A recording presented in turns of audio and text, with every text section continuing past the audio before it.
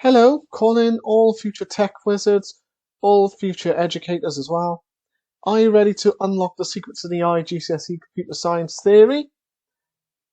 So join me, Daniel Bullen, on a journey through the depths of this paper, the 2019 Paper 1 for the Edexcel iGCSE computer science, as we unravel complex concepts, decode very tricky questions, and arm you with the knowledge to ace those exams.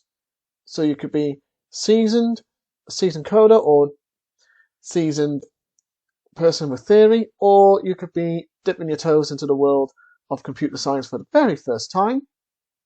Whatever the case, this video is your passport to success. So hit that subscribe button, grab your virtual notebooks, hit that like button and click that share button and click that subscribe button, and let's embark on this epic adventure together. So let's get to the first question. Question 1. Computers are made up of both hardware and software components. So computers use a 3-step model, and we need to complete the diagram with the names of those 3 steps. So to do this, in the first one, we're going to need, so in here, that is going to be input. Here we're going to have output, not output, process, that's the middle. And then here we're going to have output.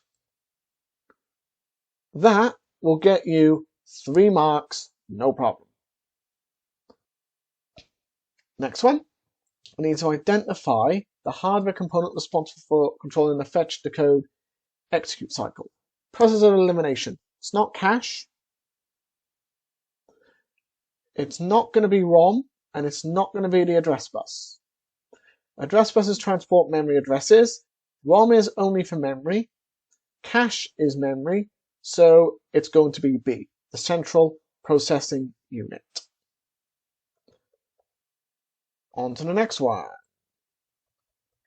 Von Neumann developed the stored program concept that permits 2 different types of item to reside in the memory.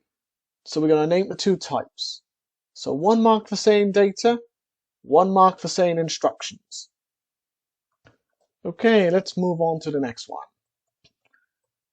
So for D, it's a 2 marker, so we need to explain how virtual memory works. So I would say virtual memory is used when RAM becomes full. That's 1 mark. And then I would then say virtual memory is used as an extension to the RAM. Just saying those 2 points will get you 2 full marks. So that's all you need. 2 full points, 2 marks. Bosh, done. Now for E, an optical storage device writes data onto a CD or DVD. Yep, back in the day, I know I feel old, we used to have CDs and DVDs, but they are on their way out because we've got other things in which we can utilize films and music. So CDs and DVDs, they're on the way out. Unless you're like me, who's nearly 29 and quite old in youth speak. But hey, I'm not going to lament on how old I am and all that, because I want this video to be about how you can ace your exams, not me moaning about age, because it happens to everyone. So anyway, we've got to describe how data is stored physically on optical media. So there's a selection of marks you get from this. So I would write the disk surface is made out of polycarbonate. That's 1 mark. And then I would say something like a laser beam is used. 2 marks. Bosh. Easy. There you go. You could, however, have data is stored in a series of tiny grooves arranged in tracks on the surface of the disk, and you could have bumps are burnt on the disk, and then bumps and flats represents ones and zeros. But to keep it easy, its disk surface is made out of polycarbonate and a laser beam is used. Bosh, done.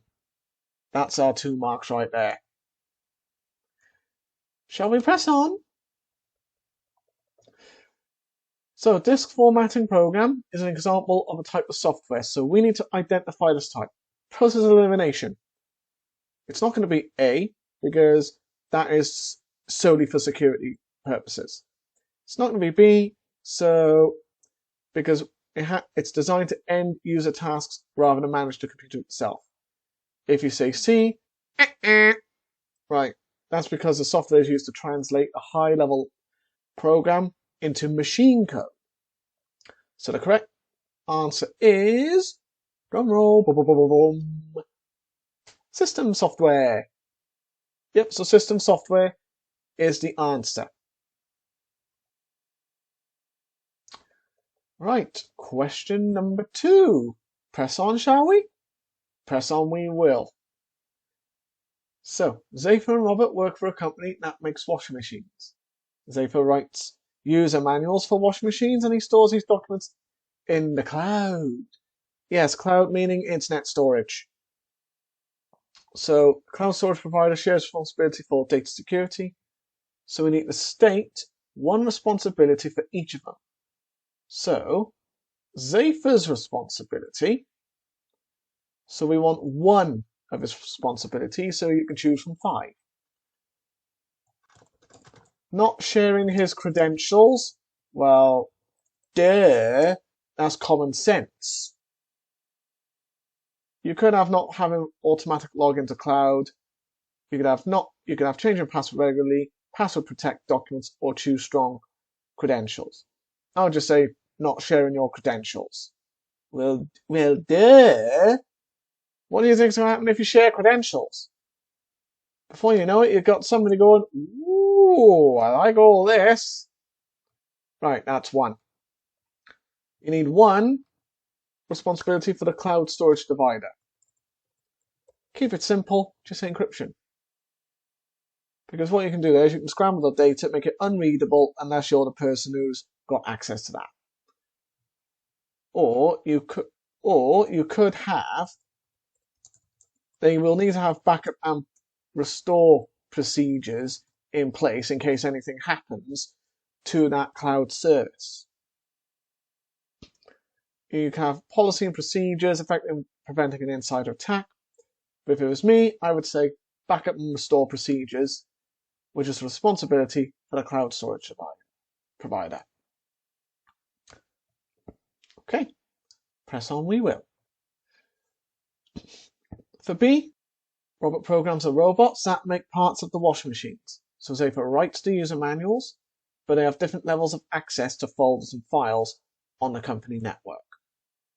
So we got read, write, execute, none. So we need to complete the table to show the level of access that each has. Washing machine design and drawings. Robert is only going to be able to read it. Zephyr, what can he do? Well, let's just say Zephyr will also have read.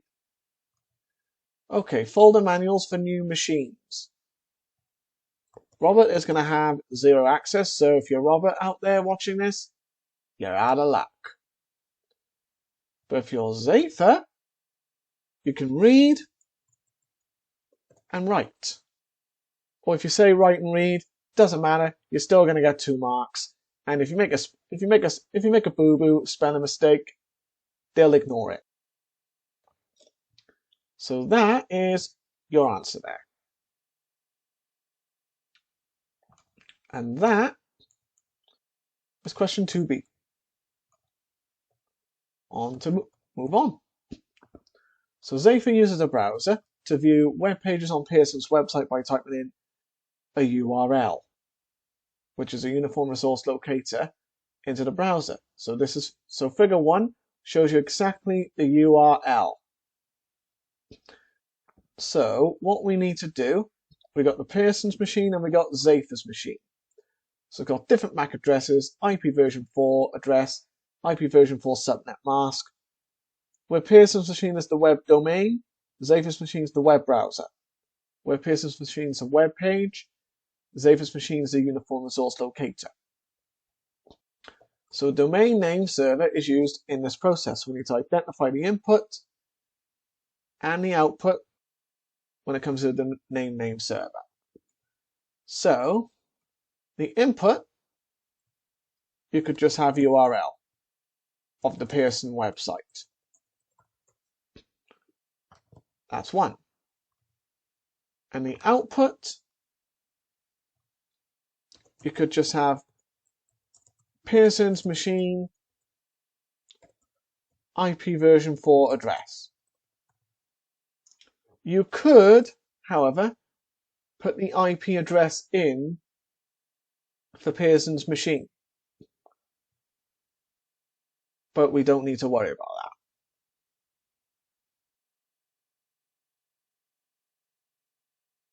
that. And that, there are basically your answers. So you'd have URL for Pearson website for your input, and Pearson's machine IP version 4 address for your output. So what they're doing here is just copy and paste the mark scheme. D. So we can use a desktop or a tablet to connect to the internet. Only the tablet has wireless capabilities. So the diagram shows the components used to connect to the internet. So we have to complete the diagram to show how the desktop and the tablet are actually connected. So what we'll need to do here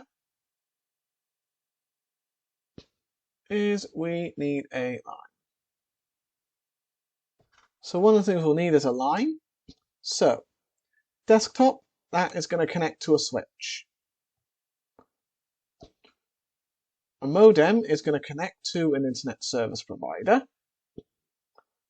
And then what we need to have, a tablet's going to connect to the wireless access point. And then the modem will connect to the switch, and the switch will connect to the router. Router is going to connect to the wireless access point.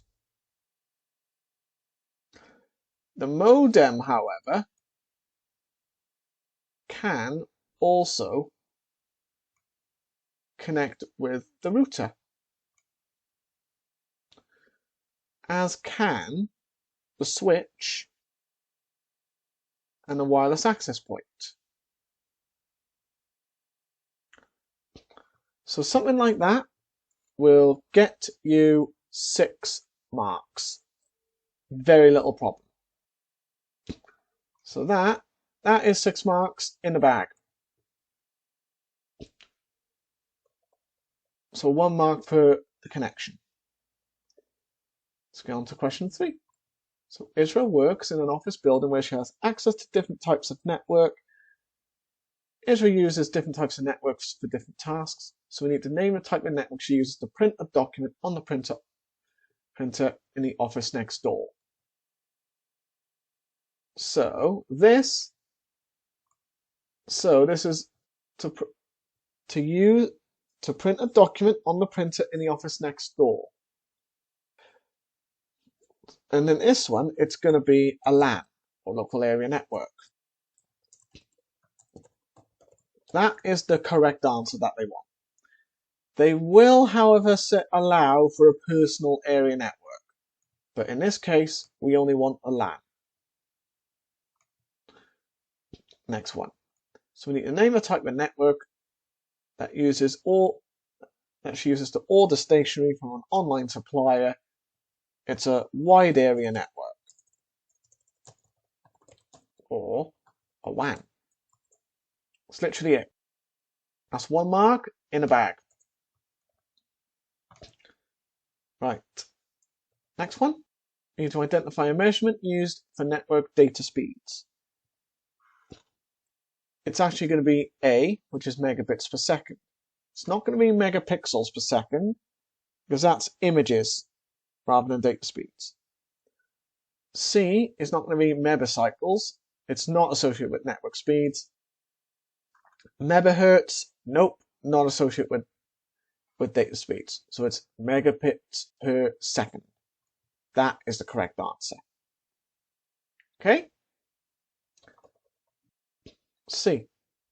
Isra uses a tablet computer and smartphone to access email. She wants to set up a new email account. And so we need to state the email protocol she should use, followed by its justification. So you get 1 mark for justification. So we could have IMAP for 1. So 1 mark for saying IMAP and 2 marks for saying, well, why are we using it? So I would say changes are synced. That's 1 mark. Then just to say with the mail server in real time, that's 2 marks. Can't get any easier than that. You could have, because messages are always reside on the email server, and she has limited storage on a tablet and phone. And it gets sent to both smartphone and tablet. But I would just say, so if I was doing this all together, I would say IMAP because changes are synced with the mail server in real time. Say something like that, that's 3 marks, bosh. On to the next one. The table describes the characteristics of different network topologies. So we need to complete the table to match each characteristics to one network topology. Network performance degrades as more devices are added, that's a bus network. All devices are directly connected to all the others, that's a mesh. Each node has a physical attachment to a routing device, that's a star. And then there's no data collisions because packets travel in the same direction, that's a ring. Okay. Ooh, here is a question that they got to ask. So if you can get the procedural mastery on this, you're laughing. So information across the network is represented in bit patterns. So we've got 1101, 0001. We've got to convert that to a denary number, but we've got sign and magnitude representation. So I would be doing sign 64, 32, 16, 8, 4, 2, 1. So that's going to be a 1. So that's going to be 64 plus 16 is 80. So that is going to be minus 81. And the reason why it's minus 81 because the sign is a 1. So if the sign's a 1, it's a negative. If it's a 0, it's a positive. That's literally it there. If you can do a question like that, you're laughing. Right, on to the next one where they got to ask. Convert the denary number 75 to 8-bit binary. So I would write this out. 128, 64, 32, 16, 8, 4, 2, 1. So that's going to be a 0. 1, 0, 0, 1.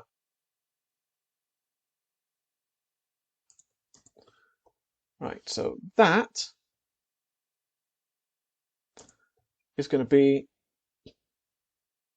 that will be 75 if we want to check it. Okay, so we go 64 plus 8, 72, plus 2 is 74, plus 1 75. So if you say 0, 1, 0, 0, 1, 0, 1, 1, full marks, bosh. That's full marks right there. This is literally primary school maths. Oh, another one they got to ask, and a hard one. So the addition of these two 8-bit binary patterns generates an error condition. So for 2 marks, we've got to explain this error condition. So it's an overflow error. That's 1 mark. And then I would say this is caused by adding 2 ones in the most significant bit. There's your 2 marks right there. You could have a resultant numbers too large to fit in the number of bits available, as it requires 9 bits, and it can cause the program to crash or produce incorrect results. But just for the sake of getting through this quick, I would say this is an overflow error, which is caused by adding 2 ones in the most significant bit. And that is that. See, 16 marks for question 3. But let's move on to question 4. So one function of an operating system is file management. Both kilobyte and kilobyte can be used to measure file size. So we need to compare kilobyte and kilobyte. So I would say, we could say kilobyte is equivalent to 1000 bytes, whereas a kilobyte is equivalent to 1024 bytes. That's what we could say there. So kilobyte, you could say, is a base 10 measurement, whereas a kilobyte is a base 2 measurement. But I would just stick with this answer. Kilobyte is 1000 bytes, kilobyte is 1024. Okay?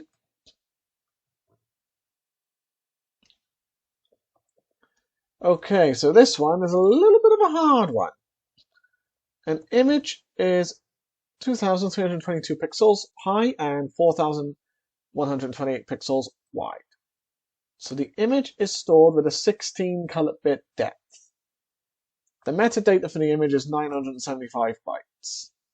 So we need to construct an expression to show how the file size in megabytes is calculated. We don't need to do the calculation. So it would be 2322 times 4128 times 16. Then we're going to divide that by 8. Then we're going to add 975. And then we're going to divide that by 1000 times 1000. That is the expression. That is the expression that we would use. But obviously, I would be prepared to break that. If I was doing this for real, I would break it down, do all of this first, get to the first answer, use that answer and then divide by 8, get that answer, use that divided answer, add 975 to it to get to that answer. Then use that answer to divide by 1000 times 1000, and off we go. But like I said, we don't have to do the calculation, we just need the expression. If you do the calculation, you're not going to get extra marks. They just want the goddamn expression.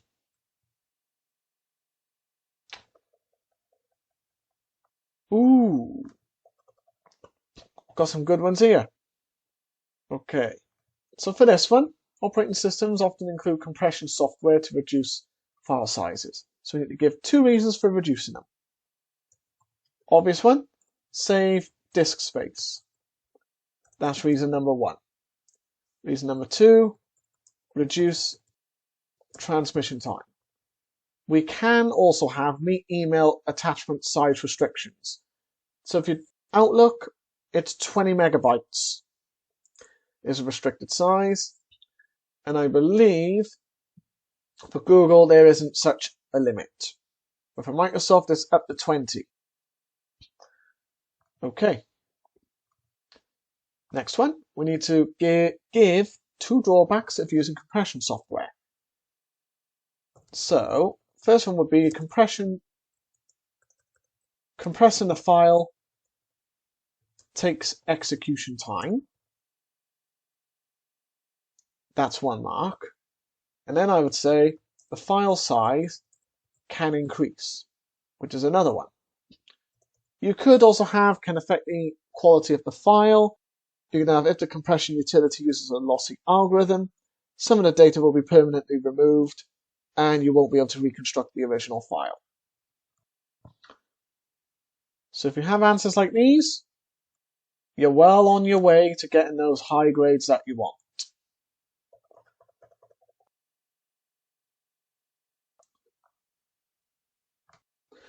Let's try the next one.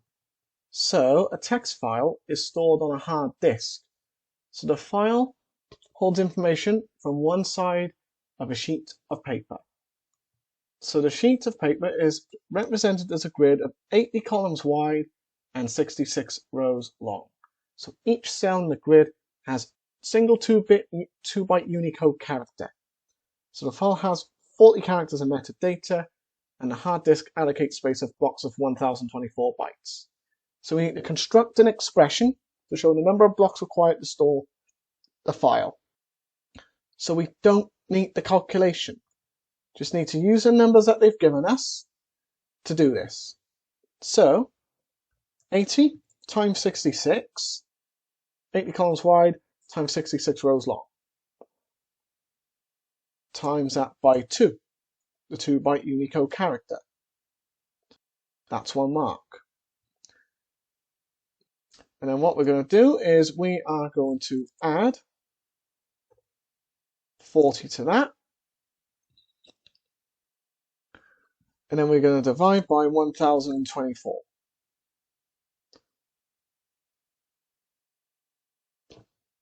Which is either the ceiling or the roundup.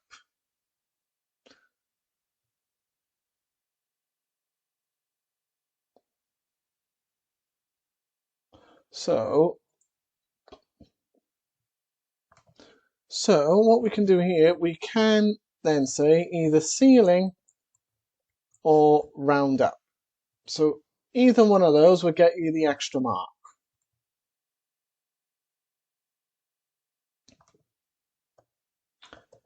Let's move on to the next one. Number 5. So this is a big one, this one. Ships carry cargo around the world in containers. So they come in 2 sizes. Volume 1, volume 2. So those are the 2 numbers. So the minimum volume is going to be 1. It's volume 1 divided by volume 2. So we're inputting the width, the height, and the length. To get the required volume, we've got width, length, and height. And then it's asking us, right, is the required volume lower than the minimum? If it's not, then it's going to ask us, okay, is it required? No, it's not. Okay, is it required again? No, it's not. It's too large. If it's a yes, then it's going to say, requires a large container, and stops the program. If we go through the program again, required volume lower than the minimum? Nope. Is it required? If yes, requires a small container. Then we end the program. If the required volume is lower, then we say too small. Then we go and we stop the program. So what we've got to do is complete the table to show the output for each cargo item. So 4 times 4 is 16. Times 2 is 32. So if it's 32, we need a large container. That would get you 1 mark. This one, let's try that again. 2 times 2 times 2, 8. Too small for a cargo container. And then the third and final one in this one. 3 times 8, 24. Times 5, 120. So this is too large for a cargo container. That will get you 3 marks if you state it like that. And in part 2, state the purpose of the algorithm. So the purpose is to determine which size shipping container is needed for the individual cargo. That would get you a mark. Okay. Let's move on to the next one.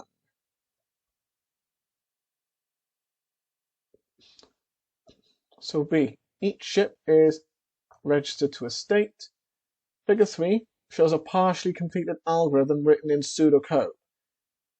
So the completed algorithm has to print each state to display on a new line, count the number of states, create a message as a single string, print the message to the display. So this is a 4 marker. So we got set number of states to 0, and we got set states to all these different countries. So what we then need is we need to go in the for loop. So for each, we're going to send state to display. Okay. So this is literally all you need. Send state to display. There's nothing more you need to say there. And then we end for each. So I would be typing something like send. There are length states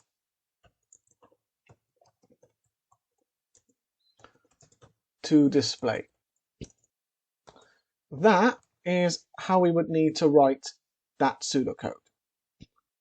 So I'm using concatenation, concatenating that string after sending the state to display. So saying something like that will get you full marks. They will accept the plus instead of the ampersand, and they'll ignore the capitalization of commands. I do that because that's the pseudocode for Edexcel. Shall we press on? Ooh, C. So cargo ships have maximum weight loads. So figure 4 shows an algorithm written using pseudocode. The algorithm should identify the size of the cargo ship required for any load. There's an error on line 9, so we need to find that error using trace tables. So we need to complete the trace table for input 50500 to show what happens due to an error on line 9 in the pseudocode in that figure 4. We're not going to need all of the table. We'll just need some of it. So what we will need, so 1. So that will need a 1. Then we also need the load weight. So it's going to be 20,000 at index 0. When we get to index 1, it's going to be 28,000. Index 2, we're going to have 4,000 or 40,000. And at number 3, we're going to have 50,000. And at number 4, it's actually going to stop because we've reached 50,500. Okay, that's literally it to start with. And then for part 2, we need to construct that single line of pseudocode to correct that error. So we could have something like while not found and index is less than the length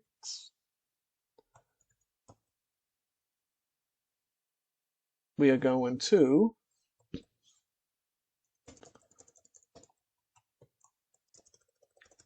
then going to load weight and then just do. That is literally it. So we've 1 mark for using an AND operator, and the second one for using a suitable function to find the length of the array using the correct comparison to the index. So that was our correct comparison operator. Okay? It's literally it. Let's get on to the next one. A train company uses a ticket vending machine at each station. So the machines use what's called embedded systems. So we need to explain one benefit of using an embedded system in these machines. So it's 2 marks, so we have to explain the benefit. So we could have features such as power consumption,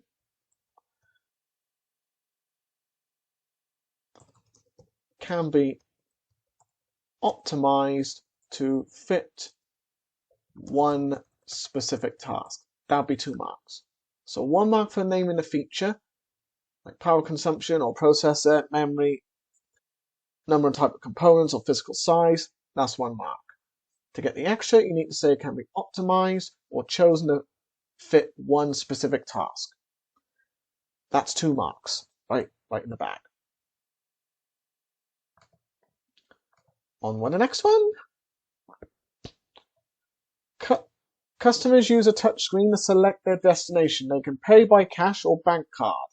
The tickets and the receipt are printed. The touchscreen is controlled by an embedded system, so we need to give 2 hardware components in the ticket machine that are controlled by embedded systems.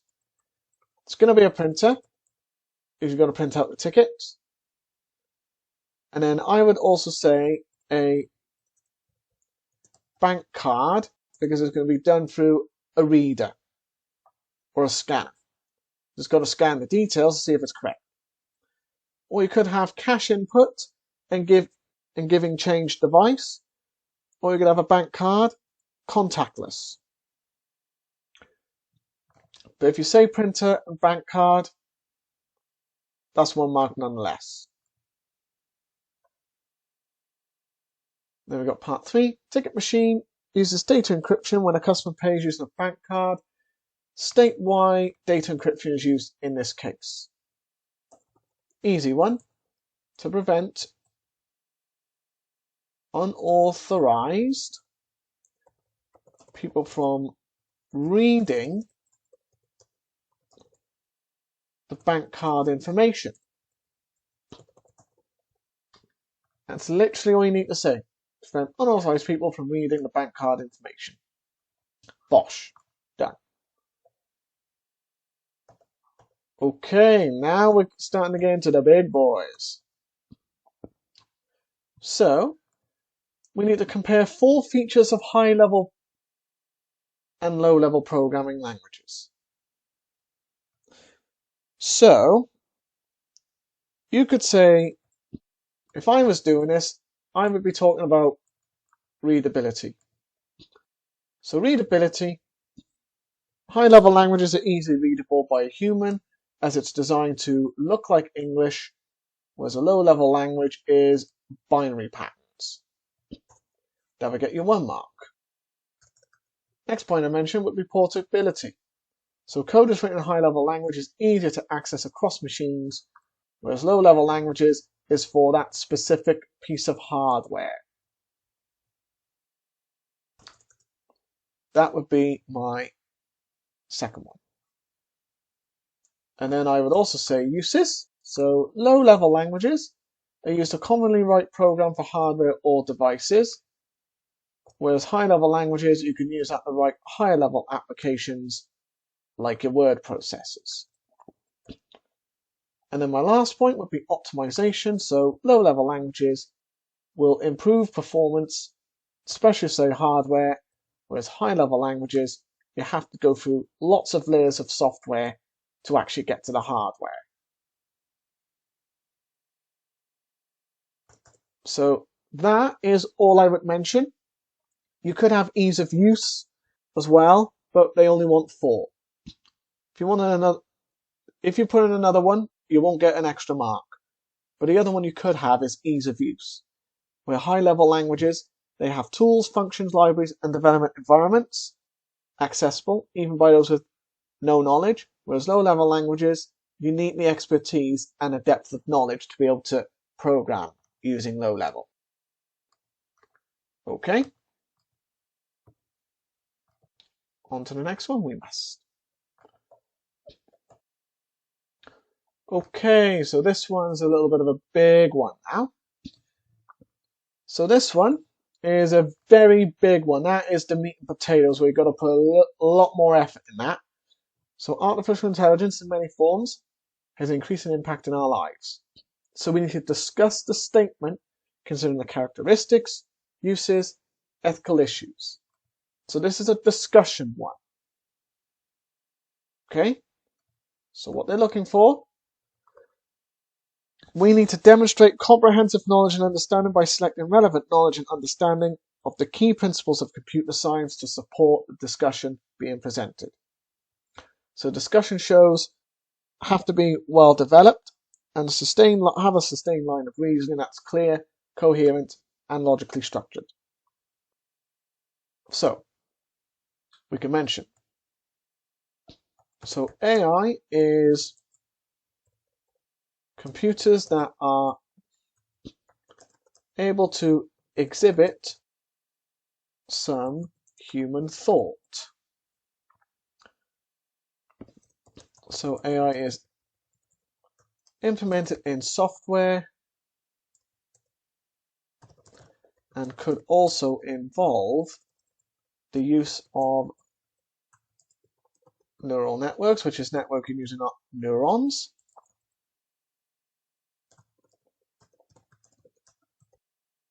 Algorithms are trained by exposure to data that has been checked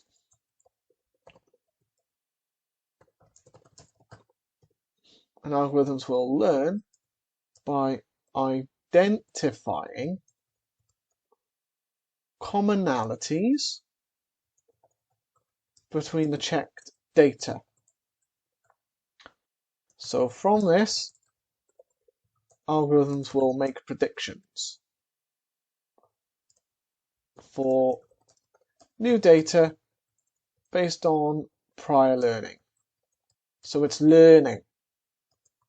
And then what you might want to do is algorithms can make use of recursion for self-improvement. Recursion is not something you would need to know until second year A level, which is A2. So you wouldn't need to know recursion, but it's good to be aware of it right now. So those are the characteristics. Let's say the uses of AI are vast. One use is game playing against the AI opponent, like chess. And then what we could say, analytics is another use from analyzing buying patterns to friend suggestions. Other uses include face recognition, logistics, control systems like cars, diagnostic, like electrics, natural language processing, like ChatGPT, which is a chatbot, and also robotics for dangerous situations such as a war zone. So there we have it. And then the ethical issues is a very important one to consider when doing AI. So training sets we can use could include data that we shouldn't be used to make decisions like race, religion, or gender that can cause biased income. And then I would say questions we have to consider are whether a computer can be trusted to make decisions like life or death, whether a computer discovers something that humans can't prove, should it be accepted as truth, how we know that the answer produced is correct, whether people will be comfortable interacting with machines that are considered intelligent, and the biggest and most obvious ethical issue is that some jobs may be at risk, especially those requiring human skills such as empathy and creativity. So an AI carer, so for example, an AI carer may not be as caring or have the emotional intelligence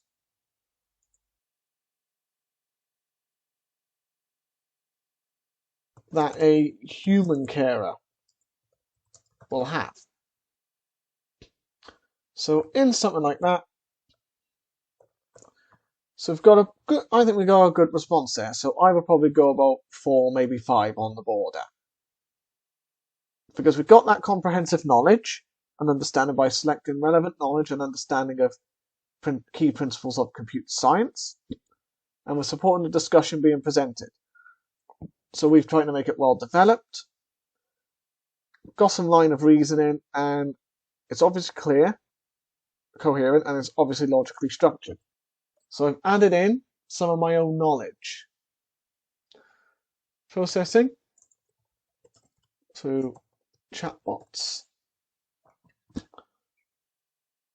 Yeah, and another ethical issue you might want to consider, even with like chatbots, is ChatGPT won't generate certain things. So if you wanted to generate things like erotica or anything like that, or a punch up in the schoolyard, ChatGPT will not do that. Because OpenAI, if they said, no, we're not doing things that promotes violence or promotes anything to do with sex, basically. So I know because I've tried it, and it flacks up some orange writing rather than the normal coloured writing. The orange is basically saying you may have violated that policy. So that's why they don't do it. Okay, so that is actually, believe it or not, the end of the paper. Who would have thought it? But we got through it. We really have got through it. So this was a comprehensive walkthrough of the iGCSE Computer Science Theory Paper 1 from 2019. Remember, like I always say, practice makes perfect. So my advice, grab some past papers, give it a go, and if you found this video really helpful, hit that like button, hit that subscribe button, and share it with your fellow classmates and your colleagues, and subscribe for more content like this. And as I say, happy coding. Thanks for joining us on Learn Computing with Daniel Bullen, and until next time, keep coding, keep exploring, keep being awesome, and good luck. So please be sure to hit that like, and please also remember to hit that subscribe button. And another way to subscribe is to just click on this link which is below each video I place. And if you like my content and you want to find out more about what I do, I've also got an online course called Introduction to Computer Systems on the Udemy website. So you just need to click on it, and there we go. So this is my online course, Introduction to Computer Systems. So this is the landing page for that course. So in it, you will learn. So these are some of the things we'll learn, like explaining the role of the central processing unit, describe the components of the CPU, provide an introduction to assembly language, which is low-level programming, explain the factors that affect the performance of the central processing unit, and I've also put in another bit that I'm interested in, the physics of overclocking the CPU, which made me develop an interest in electronics and also physics. So there's a lot more to it than even we realized. So this is the course content. So you've got computer systems, so I'm introducing you to it. Then I'm going into the different forms of architecture and assembly language. Then I'm going into the factors that affect it and the physics of overclocking the CPU. And then I'm going into logic, so combinational logic systems, making the logic gates, sequential logic systems, semiconductors. Then I go into all things binary, where we introduce you to number systems, all the way down to doing binary and sound, images and text. And then finally we got input and output devices and the different forms of storage, so that's where memory will come in. And then my assessment is basically one big quiz of 30 questions. So you don't need any knowledge to do this course. All you need is a computer with stable internet connection. So that's all you really need there. And why you should do the course? Well, wherever I don't know, I'll go out and learn it. So the way my brain is wired is I'm on the autism spectrum. So it will be an asset in helping you get through the online courses that we provide. So we understand how to explain things in simple terms due to my teaching background. So you could think of us as a real-life version of, say, Sheldon Cooper from Big Bang Theory, minus the rudeness, or a C-3PO, but without the glitches. So I'm on the autism spectrum, so we're on the autism spectrum and have a rough idea on how to talk to them and relate to them. And my teaching style is that style I've crafted, and one that works in a way that some people don't get if they only had tuition in the classroom or just want to study the subject a lot more. So this course provides you with the opportunity to go further than you would in the subject that you want to pursue. So those are some of the reasons why you should consider buying this online course, because once you buy it, it's yours for a lifetime.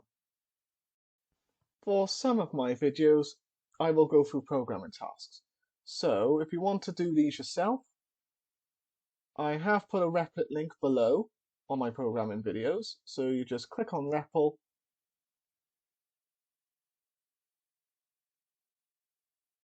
and this is what you need if you haven't signed up at all. So you just click sign up. If you've got an account, you just click login, and once you've logged in or signed up, this is the page that will appear.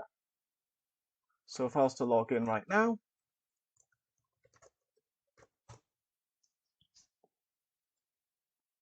this is the page. So this will appear. So that will be the page there.